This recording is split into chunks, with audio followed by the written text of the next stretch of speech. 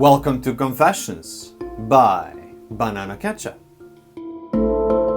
I went 15 years without seeing these things, and now they've come back. I need help.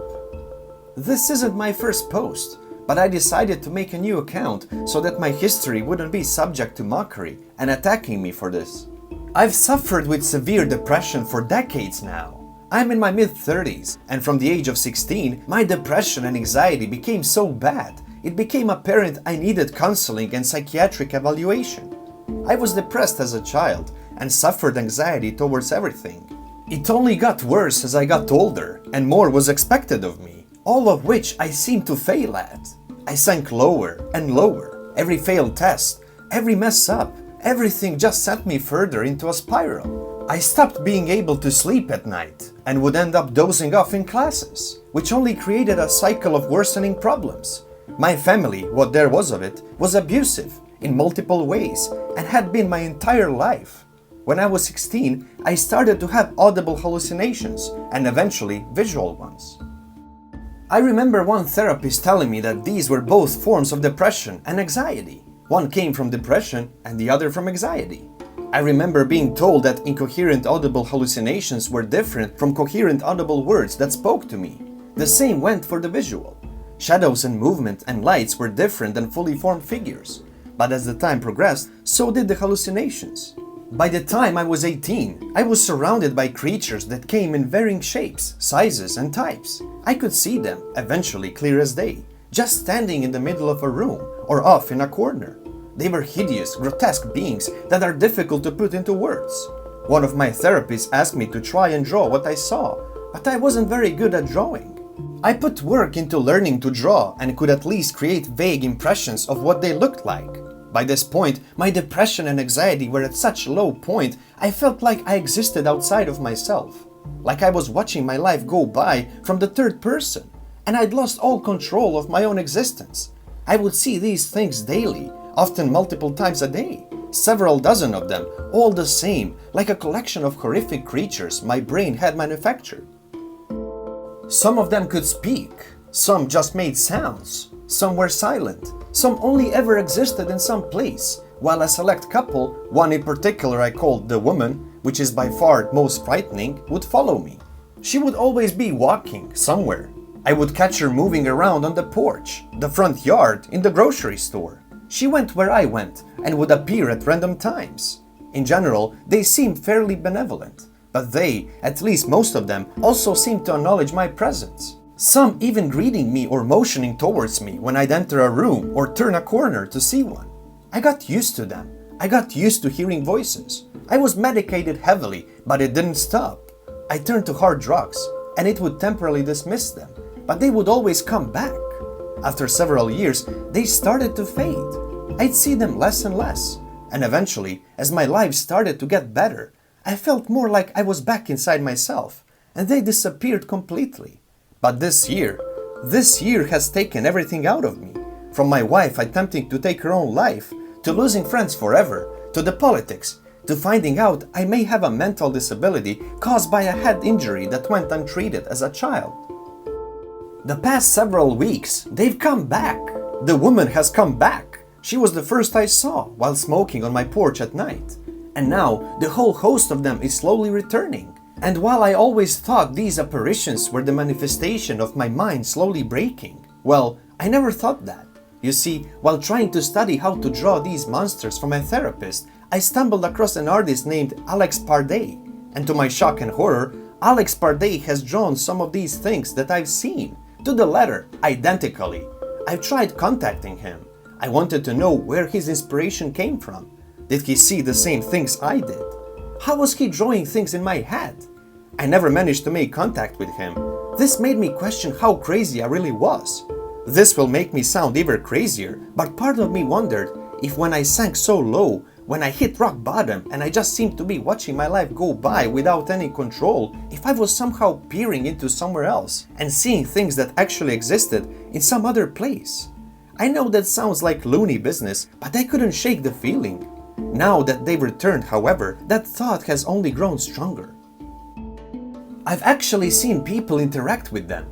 I've seen people walk through them and stumble, or look back like they may have seen them for a moment, or brush their hands in front of their face like they were brushing away cobwebs. I've seen people have random twinges and spasms passing through these things that should only be in my mind. Medication isn't helping me now. Nothing is helping me now. I need to sleep. I need to sleep so badly. I go days without sleep, sitting on my bed staring at a wall, wishing I could become tired. I've started to genuinely wonder if the things I'm seeing aren't simple hallucinations. People seem to react to them now, and they seem to see other people now. They used to only focus on me, while now I'll catch them turning their heads and looking at other people. I've even seen them follow other people around. Am I just going more insane than I ever was? Or am I just slipping so far away I'm allowing something else to come here? No one has ever passed through or touched the woman. I don't know what will happen if they do, but she is definitely not a benevolent one. I can describe what some of them look like if people want to know, but I get the feeling most people are just going to assume I'm very, very crazy. Thank you, Ahauntedbrain, the author. I'm in the army. This is what I've experienced on military bases. If you have any paranormal military experiences, please comment them. There is no way it's just me. Fort Sill. I was there for basic training. Every night we took turns doing fire guard. It's basically where two soldiers rotate every hour to watch the door and make sure everyone stays in bed. There were 4 barracks bays. Ours, the female bay, was upstairs and across the hall from a male bay, but we used separate stairwells. So us females and drill sergeants were the only ones using this central stairwell. The drill sergeants would come up to check on us periodically. The doors were heavy and loud. We could clearly hear when they went into the bay across the hall. So every now and then we would hear footsteps come all the way up the stairs and stop. Neither of the doors would open, and we'd never hear them go back down. We even heard objects rolling down the stairs. You could hear them hitting every individual step as they went down. It was so scary. After lights out, everyone had to stay in bed. We had to let the fire guard know if we are getting up to go to the bathroom, and no showering was allowed after that time. There were times we would hear people talking in the bathroom in the middle of the night and sometimes hear the showers going. So we would go look because we all would get in trouble if anyone was up making noise. But no one was in there. I should also mention, the lights are motion sensed. So we would walk in and the lights would turn on, meaning a physical person had been walking in there for at least a few minutes. Our beds were in rows all lined up. One night, we all got woken up by a scream right next to our row of beds. All of us sat up at the same time, freaking out and looking at each other. We couldn't figure out where it came from. Fort Pickett. This was 2019 during our annual summer training. We were in the field, which is basically like camping in tents.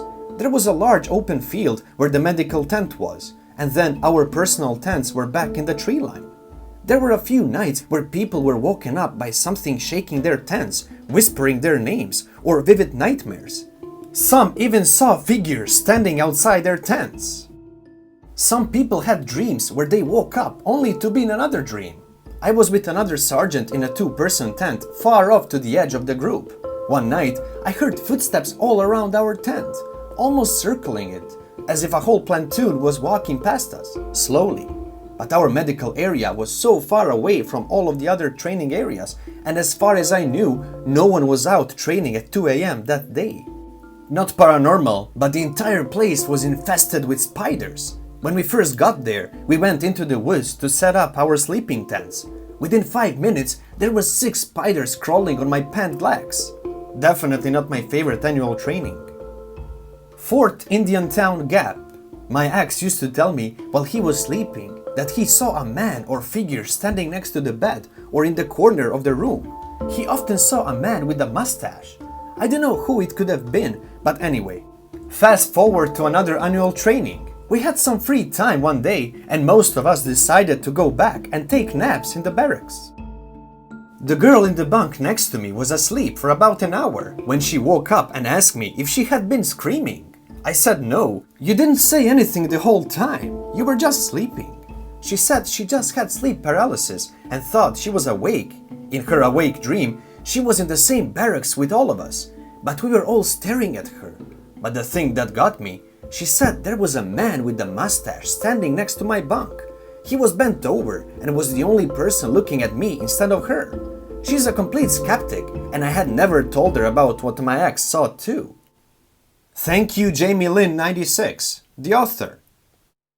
Thank you for watching, everyone. If you already haven't, subscribe to this channel so you don't miss any new episodes. See you again soon, and until then, please, be safe.